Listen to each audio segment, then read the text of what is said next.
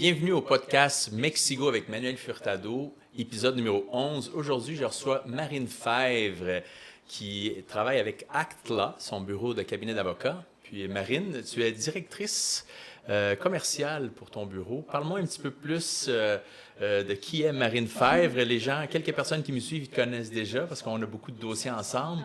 J'aimerais connaître ton histoire d'expatriation, parce que tu es française, un peu ton lifestyle, puis on va parler un petit peu d'entrepreneuriat et de tout ce qui est relié au cabinet d'avocat, hein, le légal. Donc, comment vas-tu et parle-moi un petit peu de toi. Déjà, bonjour, merci de me recevoir, c'est super gentil.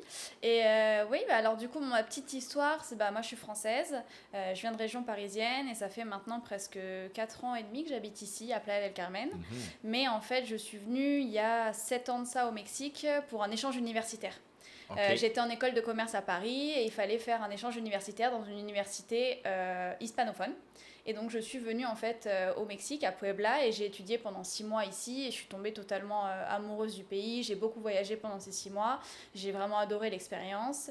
Et j'ai su au fond de moi que j'allais revenir pour y vivre. Pas forcément à Puebla, mais en tout cas, je savais que j'allais terminer mes études et revenir au Mexique. Et c'est ce qui s'est passé. Je suis rentrée en France 2 ans pour mon master, terminé mon master.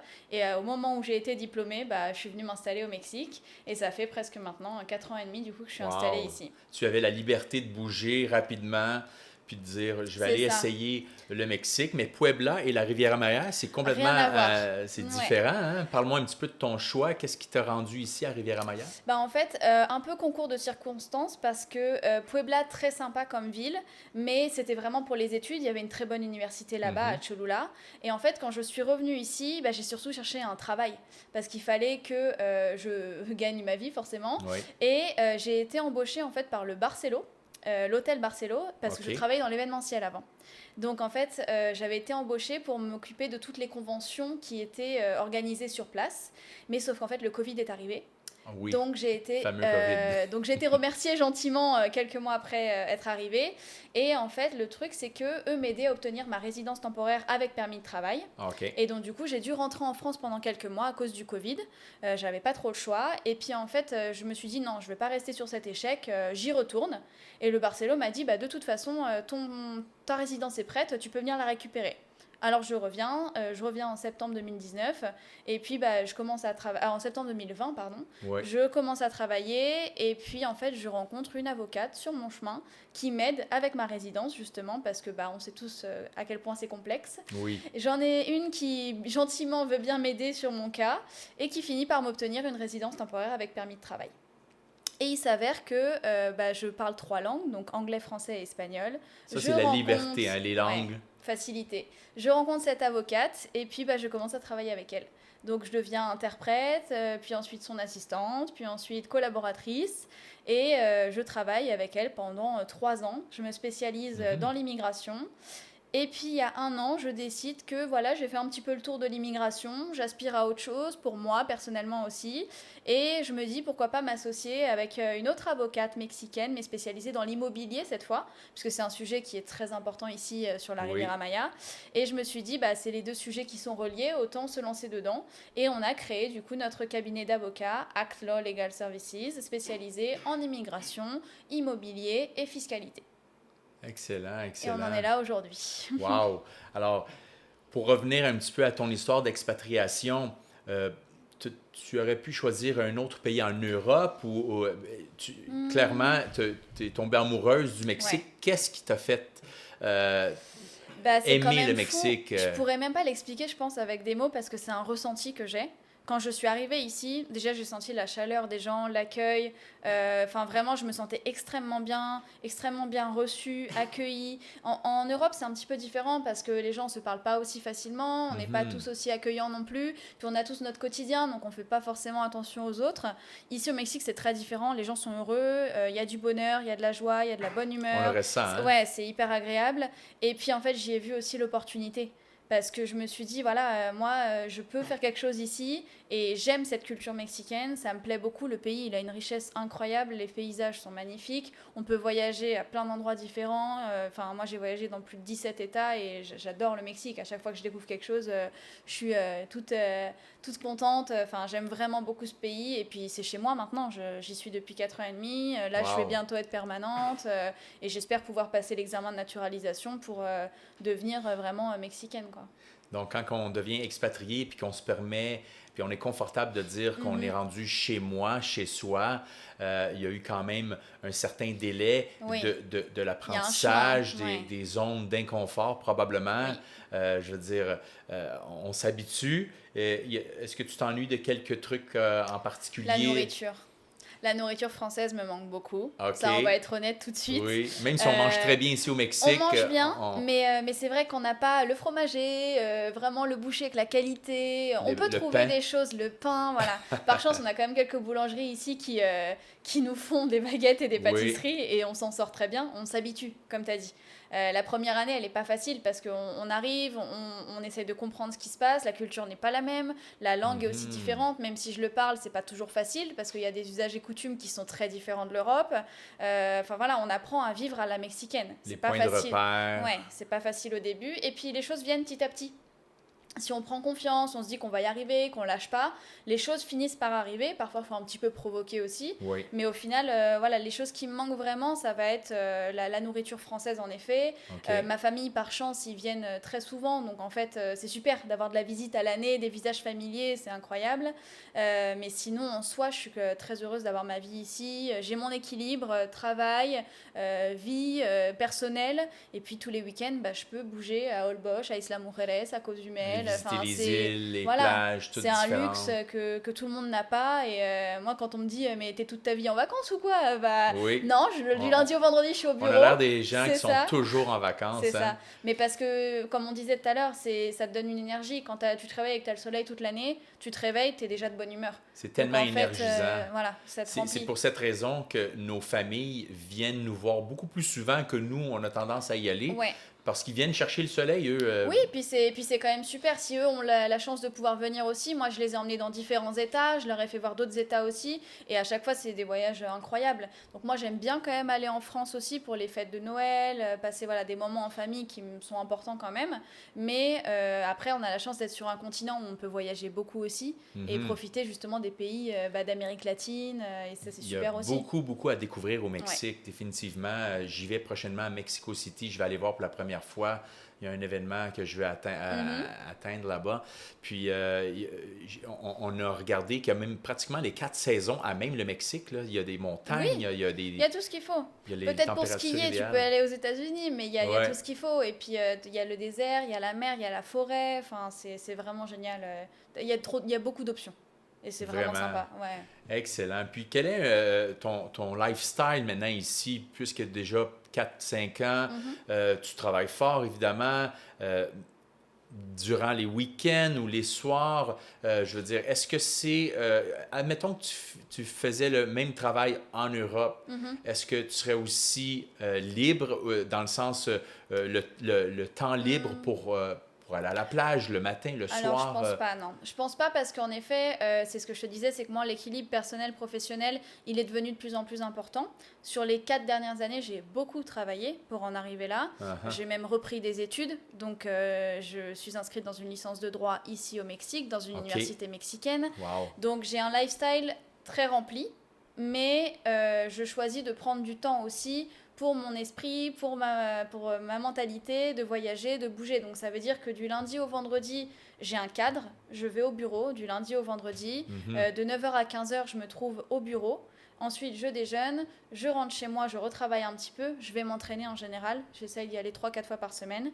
Et après, je me repose le soir parce qu'il faut savoir que j'ai des journées très complètes avec des gens qui parlent anglais, français, espagnol. Donc toute la journée, en fait, je jongle avec ces 3 langues-là. Donc le soir, en fait, quand j'arrive, je suis un petit peu fatiguée. Donc en général, je reste tranquille.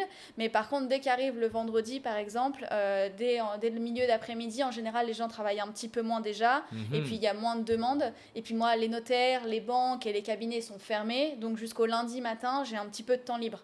Moi, le samedi, j'étudie, j'ai ma classe de droit le matin, je fais mon devoir l'après-midi, et le dimanche, c'est une journée que je garde pour ma vie personnelle, pour faire une activité, aller dans un beach club, aller sur une île, et ça n'a pas de prix. Comme les Mexicains. Le dimanche, c'est beaucoup plus relax, familial. Voilà, exactement. Ça nous fait penser... un peu, oui, retour aux sources. Les gens, il y a 30 ans, prenaient beaucoup plus le temps pour eux, surtout en famille le dimanche, où est-ce que les commerces étaient plus fermés. C'est ça. On le ressent ici. Oui, et c'est ce que je fais aussi. Excellent, excellent. Alors, j'ai quelques questions pour toi au niveau de ton travail. C'est assez complexe. Puis, on travaille ensemble depuis plusieurs années déjà. Merci beaucoup de ton aide. On a plusieurs dossiers en cours, des dossiers autant simples que très complexes. Ça varie. Je me souviens de t'avoir déjà invité voilà, un peu plus d'1 an pour nous parler de l'immigration. Puis tu en as ouvert un petit peu la discussion tantôt. En grande ligne, les gens qui veulent s'expatrier, je sais que ça peut être complexe, alors on va garder ça léger. Comment on pourrait les accompagner dans l'immigration pour les visas, donc pour venir passer plus de 181 jours au pays sans ressortir? Explique-nous un peu. Alors, il y a plusieurs options. Donc, comme on avait déjà expliqué un petit peu, je vais parler dans les grandes lignes parce qu'en effet, c'est du cas par cas. Donc, mon premier conseil, c'est de bien sûr me contacter s'ils ont des questions, s'ils veulent qu'on fasse une consultation d'une 30aine de minutes et qu'on étudie le cas et que je puisse leur donner les options, en fait, tout simplement qui s'offrent à eux. Mais on va dire que dans les grandes lignes, l'option classique, en fait, c'est de passer par le consulat mexicain dans le pays d'origine de la personne qui veut venir s'installer au Mexique pour obtenir un visa. Un visa de 6 mois, et ça c'est le temps qu'ils ont, eux, pour ensuite venir au Mexique et changer le visa pour la carte de résidence originale pour 1 an, 2 ans, 3 ans ou 4 ans. Ça dépend de la procédure. Ça, c'est les options classiques. On prépare des dossiers, on passe par le consulat mexicain dans le pays d'origine et ensuite on vient s'installer au Mexique. Donc pour ça, il faut prendre contact avec nous avant de faire la démarche pour qu'on puisse donner les étapes à suivre et accompagner si nécessaire. Pour éviter de perdre du temps, oui, vous assistez parce que sinon, au bon moment. Si vous arrivez et qu'en fait il faut repartir, ça engendre des frais supplémentaires. Si on peut essayer d'anticiper, c'est toujours mieux. Après, il y a d'autres options qui s'offrent sur le territoire également, dont le programme de régularisation actuel. Si vous avez des entrées entre 2015 et 2022 et que votre visa touristique est sur le point d'expirer ou s'il est déjà expiré, vous pouvez prétendre à 1 an ou 4 ans de résidence temporaire directement sur le territoire. C'est le cas de notre famille. Exactement. C'est ce programme-là qu'on a eu accès. C'est ce qu'on a utilisé pour ta famille, que toi, tu as pu obtenir tes 4 années, puis ensuite on a fait un schéma familial, on a donné la résidence à tes enfants car ils sont mineurs et que tu avais les documents nécessaires, c'est-à-dire leurs actes de naissance originaux, apostillés et traduits à l'espagnol. Et on a pu ensuite donner à ta femme la même résidence que ses enfants, en fait, tout simplement. Exact. Et c'est le schéma familial qu'on utilise pour la plupart des familles qui s'installent ici. Et moi, en fait, j'envoie tout simplement tous les documents nécessaires à tous ces clients-là qui souhaitent connaître le schéma du rapprochement familial. Mais ça, c'est les options qui s'offrent à eux sur le territoire directement. Puis je vais toujours me souvenir que malheureusement, quand je suis arrivé, je n'étais pas très, très bien accompagné à ce niveau-là. On a posé quelques questions, on a fait confiance à quelques personnes et j'ai eu une petite malchance que tu as rapidement corrigée en faisant affaire avec un prétendant avocat. Oui. Donc, on a partagé des sous d'avance. Ça semblait être un peu déjà nébuleux au début, mais... Bref, rapidement, ça a été réglé. Je n'ai pas perdu beaucoup de sous avec. Par contre, je suis tellement content d'avoir tombé sur des professionnels comme toi et ton équipe, puisque vous nous avez rapidement redressé le dossier pour aller à la source de façon légale et sécuritaire. Je me rappelle, vous êtes arrivé surtout au bon moment parce que vous aviez les rendez-vous, vous, pour vous présenter à l'immigration, mais il n'y avait personne pour vous accompagner, en fait. Exact. Vous n'aviez plus personne derrière pour vous préparer les dossiers, vous accompagner et puis appliquer au programme de manière normale. Donc, en fait, c'était ça qui était compliqué. Puis, grâce à vous aussi, on a pu aider d'autres familles, au final, qui s'étaient retrouvées avec la même personne, qui avait eu des difficultés aussi. Et on a pu régulariser tout le monde et obtenir les résidences pour ces familles-là. Parce que c'est vrai que malheureusement, comme tu dis, quand on arrive ici, on apprend parfois de nos erreurs. Il y a des gens qui sont mal intentionnés, que ce soit des Mexicains, mais pas que. Il y a aussi des étrangers qui sont mal intentionnés, qui veulent tirer leurs petits sous de l'opportunité. Et il faut faire attention à ça, en effet. Faut pas... C'est compliqué de s'entourer des bonnes personnes. Comme tu le vois, toi et moi, maintenant, on travaille ensemble. Ça fait presque 2 ans. Ça prend du temps de trouver les bonnes personnes professionnelles, les bons contacts. Le réseau est extrêmement important, mais ça vient avec le temps. on passe tous par des petites Oui. bêtises. Et puis après, finalement, quand on rencontre une personne qui nous mène à quelqu'un d'autre, mais du coup, on commence à, ça y est, construire quelque chose de solide, de stable. Et c'est là que du coup, le réseau change tout, en fait. Au Mexique, tout est une question de contact. Oui. Ouais. Vraiment, définitivement. Ouais. Clairement. Super. Alors, ça, c'est le volet immigration. Évidemment, on peut entrer en détail, mais les gens vont te contacter au besoin pour ça. Il y a des cartes de résidence temporaires, permanentes. Il y a beaucoup, beaucoup de programmes différents. Permis de travail, sans permis de travail. Exactement. Voilà, il y a Donc, plein d'options. L'idée, c'est vraiment d'être accompagné par des professionnels pour avoir du succès avec les cartes de résidence, immigration, travail. C'est éviter toute mauvaise surprise, en fait, tout simplement. Si dès le début, on vous prend en charge et qu'on s'occupe de tout de A à Z, vous achetez votre tranquillité, vous pouvez venir, on va vous accompagner. S'il y a un problème, on ne vous lâche pas, on est derrière vous. Enfin voilà, on est là pour vous accompagner durant toute la procédure. Exact. La deuxième question que j'aurais pour toi, c'est, beaucoup de gens me la posent, c'est, Manuel, est-ce que je rouvre une entreprise au Mexique ou j'ai, par rapport à l'investissement immobilier, le fidéo-commisso, il y a différentes avenues de façon de faire, mais aussi par rapport à ouvrir des entreprises. Explique-moi un petit peu ce que vous faites à votre cabinet à ce niveau-là. Alors, du coup, chez Aclo, donc moi, je suis la directrice commerciale. Heidi Santos, c'est mon associée, qui est une avocate mexicaine depuis 6-7 ans maintenant, spécialisée en immobilier. Et en fait, on travaille en équipe tout simplement parce que du coup, moi, j'interprète tout ce qui est nécessaire de comprendre pour les clients. Elle parle anglais-espagnol et moi, je parle français-anglais-espagnol pour faciliter la communication. Je m'occupe de tout le suivi client. Mais elle, ce qu'elle fait, c'est qu'elle m'apporte toute l'expertise légale nécessaire pour justement accompagner nos clients dans ce genre de décision-là. Donc, comme tu le sais, dans l'immobilier, pour acheter au Mexique dans une zone restreinte, on est obligé de passer par une fiducie qui s'appelle fideicomiso. Oui. C'est obligatoire pour qu'un étranger puisse obtenir un acte notarié à son nom, mais à travers un intermédiaire qui est la banque qui permet d'avoir ce droit-là. Donc ça, c'est la première option. En tant qu'étranger, que vous soyez touriste ou même résident, vous pouvez acheter, mais à travers un fideicomiso. Si vous voulez créer une société mexicaine, c'est quoi la différence en fait? C'est que tout simplement, vous n'allez pas payer ce fideicomiso-là. Vous allez pouvoir constituer une société mexicaine qui va pouvoir, elle, acheter les biens.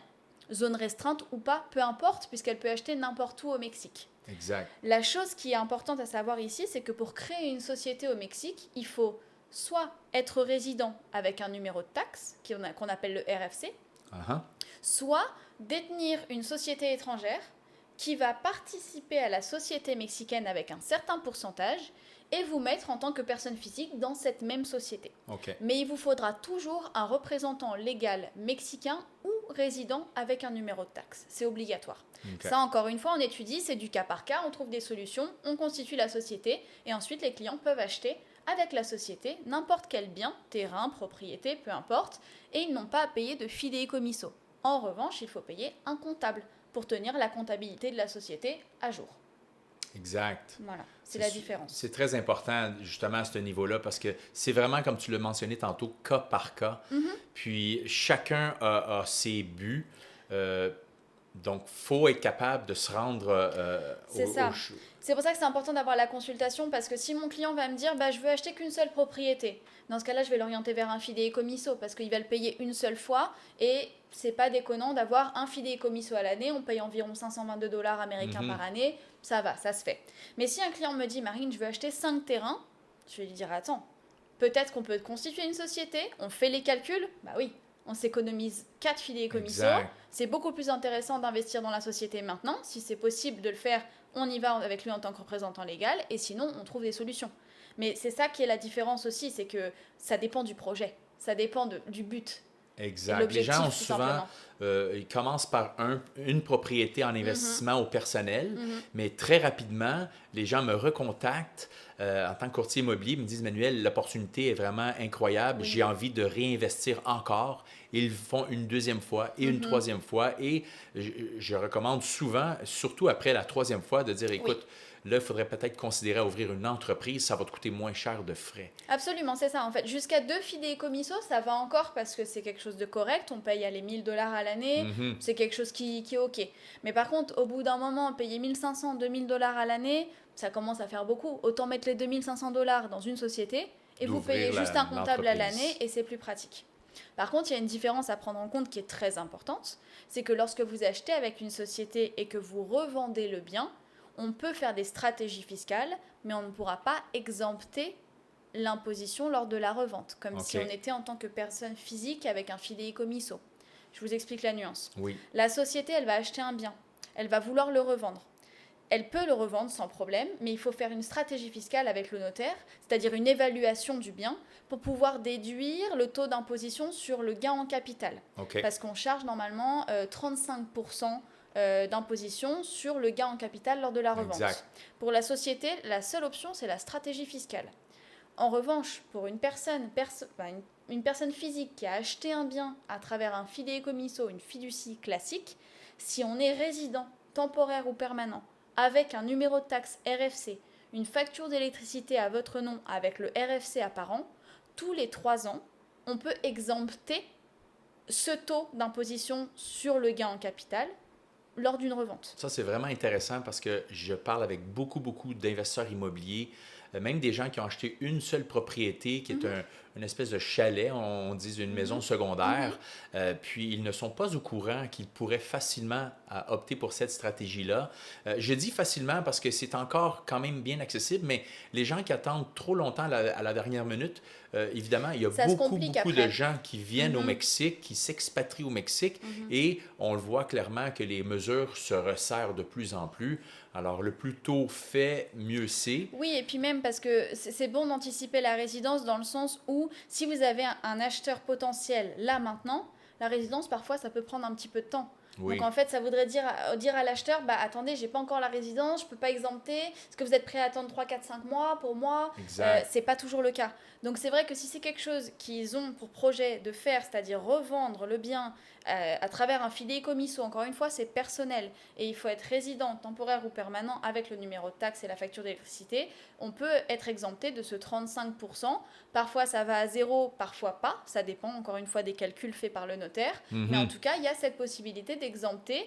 Et si jamais vous avez déjà utilisé l'exemption sur un autre bien, et dans ce cas-là, on peut faire une stratégie fiscale également. Nous, on peut vous accompagner pour ça aussi. On trouve des solutions. C'est d'ailleurs le cas pour un dossier qu'on a, nous, en ce moment, toi et moi. On cherche des solutions. On se rapproche de différents notaires. On va trouver quel notaire a le critère le plus intéressant pour les clients et on va trouver la solution. Mais parfois, ça prend un peu de temps. Donc, c'est des choses encore une fois, si on peut anticiper, c'est mieux.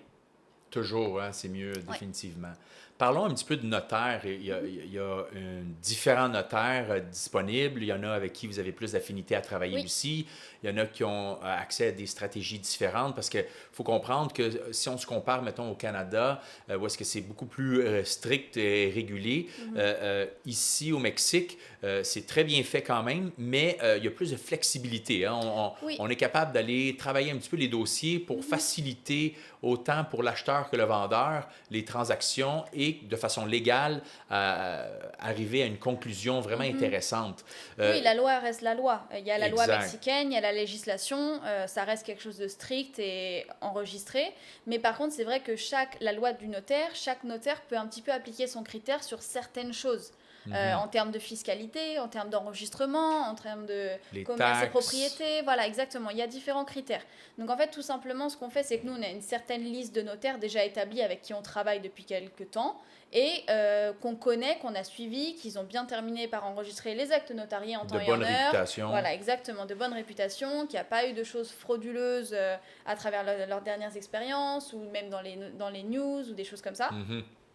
Et ça nous permet, nous, justement, d'avoir un acte notarié enregistré au registre public du commerce et de la propriété pour être bien sûr que notre client, une fois qu'il a signé, il aura son acte original à son nom et il sera détenteur de son titre de propriété, en fait, tout simplement.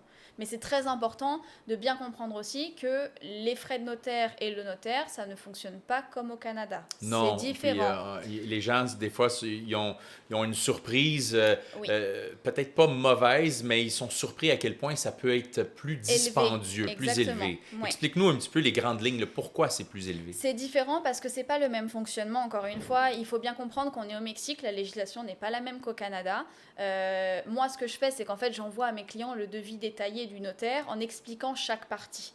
Dans un devis de notaire, vous allez toujours avoir les honoraires du notaire, ce qui est quelque chose de normal. Oui. Si vous passez à travers un fideikommisso, il y aura toujours les frais d'ouverture du fideikommisso. Oui, parce qu'il faut le bâtir. Ils sont fixes, voilà, exactement. fideikommisso-là. Le notaire se charge en fait de payer à la banque le permis des relations extérieures, plus les honoraires à la banque.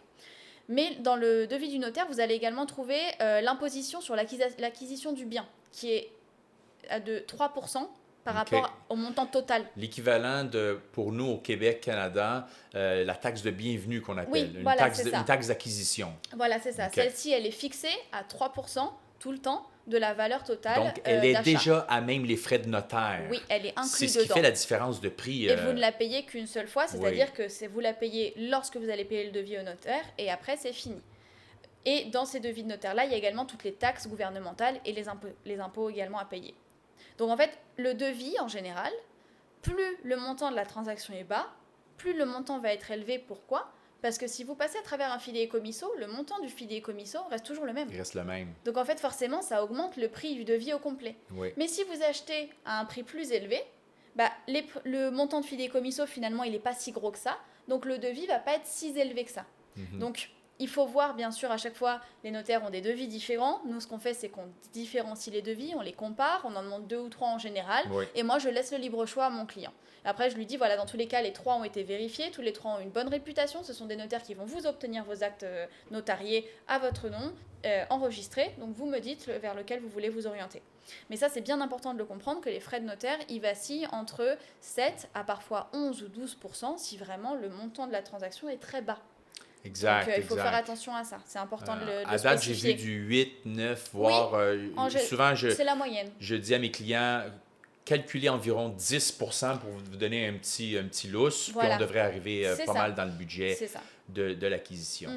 D'une façon ou d'une autre, les avocats en immobilier et les notaires travaillent ensemble, et je le recommande beaucoup à tous nos investisseurs étrangers de vous utiliser comme service professionnel et ne pas tenter d'y aller par eux-mêmes directement au notaire, parce que le notaire il a un énorme pouvoir ici au Mexique, mais il va exécuter ce qui a été dit sans nécessairement peut-être tout valider. Voilà, au niveau il n'y aura des pas taxes. de vérification forcément. Ça veut dire que quand vous allez vous orienter vers un notaire directement, lui, il va forcément vous donner les documents nécessaires. Ça, c'est son devoir, bien sûr. Mais ça ne veut pas forcément dire qu'il va vérifier le contenu de ces documents-là. Donc, si vous avez fait une erreur lors de l'envoi ou lors de la rédaction, eux, ils ne vont pas forcément repasser derrière. Et ils vont juste valider que oui, c'est bien vous qui avez signé ce jour-là et ça va être enregistré.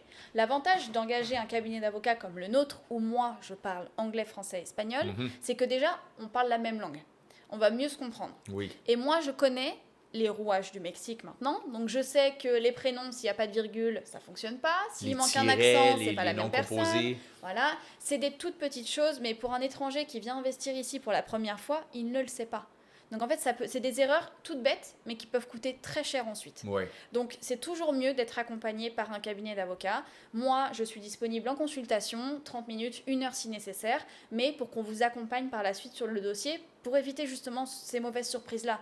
Parce que ce qui se passe beaucoup, c'est que les gens, en fait, ils viennent vers nous, mais après, une fois que l'erreur est déjà faite. Donc, pas de problème, on les accueille les bras ouverts aussi, parce qu'il faut solutionner ces problèmes-là. C'est ça. Mais encore une fois, anticiper. D'ailleurs, toutes les gens qui m'écoutent, qui nous écoutent concernant l'immobilier, souvent, dès les premières questions qui tombent dans le légal, je te les réfère. Je sais que tu offres une consultation rapide sur les grandes lignes gratuitement, puisque c'est moi qui te les réfère pour qu'on puisse travailler ensemble et les amener à bon port. Pas plus tard que ce matin, je t'ai référé une cliente qui avait une stratégie qui finalement, on va changer complètement de stratégie rentable, en fait, pour que ce soit plus rentable. Exactement. Pour être capable de passer à l'action. Ouais. Et le résultat, c'est ce que j'aime, puis on l'a fait dernièrement assez souvent, c'est qu'on passe chez le notaire, tout est fait en bonne et due forme, les signatures officielles. En temps et en heure. En temps et en heure. Et les gens sont heureux. Visiblement, les gens sont heureux de passer chez le notaire en ta compagnie. Je suis souvent là le plus possible. J'ai promis à tous mes clients de faire toute transaction jusqu'à la fin, même si je ne suis pas obligé d'être là Oui. pour l'acte notarié, mais ça me fait plaisir d'accompagner les gens, puis de les rassurer comme quoi que faire un investissement à l'étranger, c'est faisable, c'est sécuritaire et le résultat est bon. Oui, mais Donc, on encore une devient fois, faut officiellement juste propriétaire au Mexique. être bien accompagné, tout simplement. C'est vraiment ça qui est très important.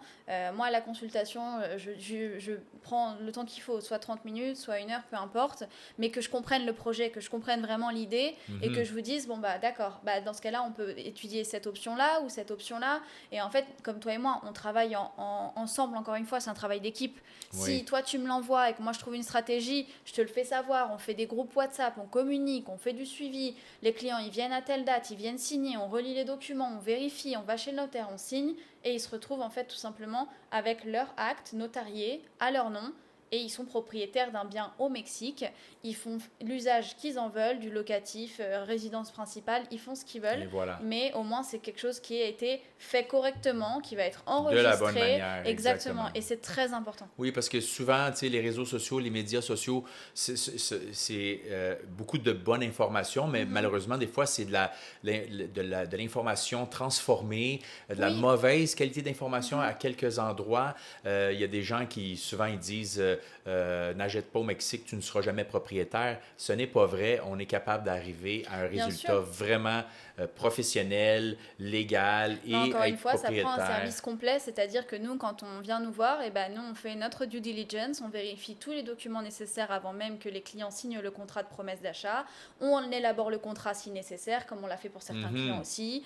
Enfin, tout est possible. Mais il faut le faire correctement quand même. On reste au Mexique. Je sais qu'il y a des choses qu'on peut toujours faire d'une certaine manière au Mexique, mais il faut le faire au mieux qu'on peut pour protéger les intérêts de nos investisseurs, justement. Absolument. Tu me fais penser en protégeant les intérêts des gens. On avait un sujet même personnel dernièrement que je pense que ça vaut la peine de partager aux gens. C'est la question des testaments.